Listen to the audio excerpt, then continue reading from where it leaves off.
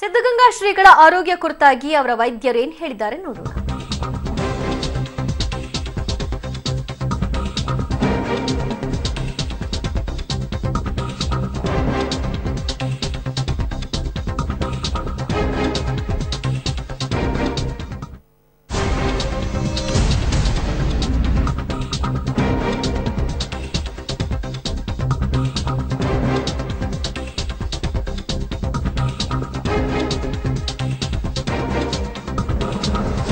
ಸಿದ್ಧಗಂಗಾ ಶ್ರೀಗಳ ಆರೋಗ್ಯ ಸ್ಥಿರವಾಗಿದೆ ಅಂತ ಅವರನ್ನ ನೋಡ್ಕೊಳ್ತಾ ಇರತಕ್ಕಂತಹ ವೈದ್ಯರಾಗಿರುವಂತಹ ಡಾಕ್ಟರ್ ರವೀಂದ್ರ ಹೇಳಿದ್ದಾರೆ. ಆಸ್ಪತ್ರೆಯಲ್ಲಿ ಇದ್ದ ಹಾಗೆಯೇ ಈಗ ಸಿದ್ಧಗಂಗಾ ಶ್ರೀಗಳಿಗೆ ಮಠದಲ್ಲಿ ಚಿಕಿತ್ಸೆಯನ್ನ ಕೊಡಲಾಗ್ತಾ ಇದೆ.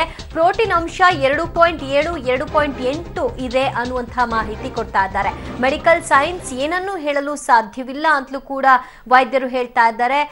ನೀರಿನ ಅಂಶ ಜಾಸ್ತಿ ಆಗ್ತಾ ಇದೆ, ಹೀಗಾಗಿ ನಾವು ಮೆಡಿಕಲ್ ಸೈನ್ಸ್ ಏನನ್ನು ಹೇಳಲಿಕ್ಕೆ ಸಾಧ್ಯವಿಲ್ಲ. ನಡೆದಾಡುವ ದೇವರ ಆರೋಗ್ಯ ಸ್ಥಿರವಾಗಿದೆ ಅಂತ ಡಾಕ್ಟರ್ ರವೀಂದ್ರ ಹೇಳಿದ್ದಾರೆ.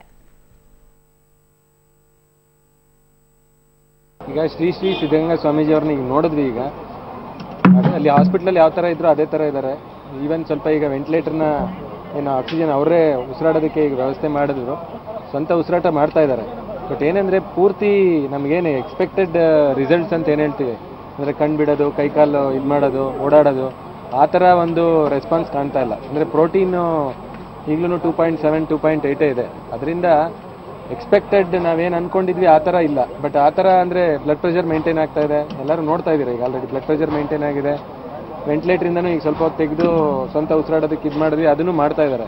ಬಟ್ ಏನಂದರೆ ಲಂಗ್ಸಲ್ಲಿ ನೀರು ಸೇರ್ಕೊಳ್ಳೋದು, ಹೊಟ್ಟೆಲಿ ನೀರು ಸೇರ್ಕೊಳ್ಳೋದು ಮತ್ತು ಪ್ರೋಟೀನ್ ಅಂಶ ನಾವು ಏನು ಎಕ್ಸ್ಪೆಕ್ಟ್ ಮಾಡಿದ್ವಿ 1 ಮಂತ್ ಆದಮೇಲೆ ಇಂಪ್ರೂವ್ಮೆಂಟ್ ಆಗಬೇಕು ಅನ್ನೋದು ಅದು ಆಗ್ತಾ ಇಲ್ಲ.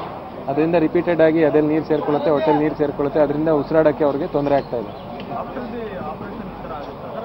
ಅಲ್ಲ, ಅವರು age factor is A problem. ಯಾಕೆಂದರೆ ಈಗ 112 ಇಯರ್ಸ್ ಅಂತಂದರೆ ಇದು ಯಾರು ನೋಡು ಇಲ್ಲ ಮಾಡು, ಇದನ್ನು ಯಾರು ನೋಡೋಕ್ಕೆ ಸಾಧ್ಯನೇ ಇಲ್ಲ. ಇದನ್ನು ಮೆಡಿಕಲ್ ಸೈನ್ಸ್ ಪ್ರಕಾರ ಇದು ನಾವು ಯಾವುದೇ ರೀಸನ್ ಕೊಡೋಕ್ಕೆ ಆಗೋದೇ ಇಲ್ಲ ಇದು. ಯಾಕೆಂದರೆ ಈವನ್ ನಾನು ವೆಂಟಿಲೇಟ್ರ್ ವಿಭೂತಿ ಮಾಡ್ಕೊಳ್ಳೋದು ನಾವು ಯಾವತ್ತೂ ನೋಡಿಲ್ಲ ಅದನ್ನೆಲ್ಲ ಯಾವುದನ್ನು. ಅದರಿಂದ ಇಟ್ ಈಸ್ ಮೆಡಿಕಲ್ ಸೈನ್ಸ್ ಪ್ರಕಾರ ಹೇಳೋಕ್ಕಾಗಲ್ಲ. I think time has to only give the answer ಅಷ್ಟೇ. ಕಣ್ಣು ಸ್ಪಾಂಟೇನಿಯಸ್ ಆಗಿ ಬಿಡ್ತಾ ಇದ್ದಾರೆ. ಅಂದರೆ ನಾವು ಮಾತಾಡಿದಾಗ ಪೂರ್ತಿ ಮೊನ್ನೆ ಈಗ ಒಂದು 10 days ಬ್ಯಾಕ್ ಇತ್ತಲ್ಲ, ಆ ಥರ ಮೂಮೆಂಟ್ಸ್ ಇಲ್ಲ.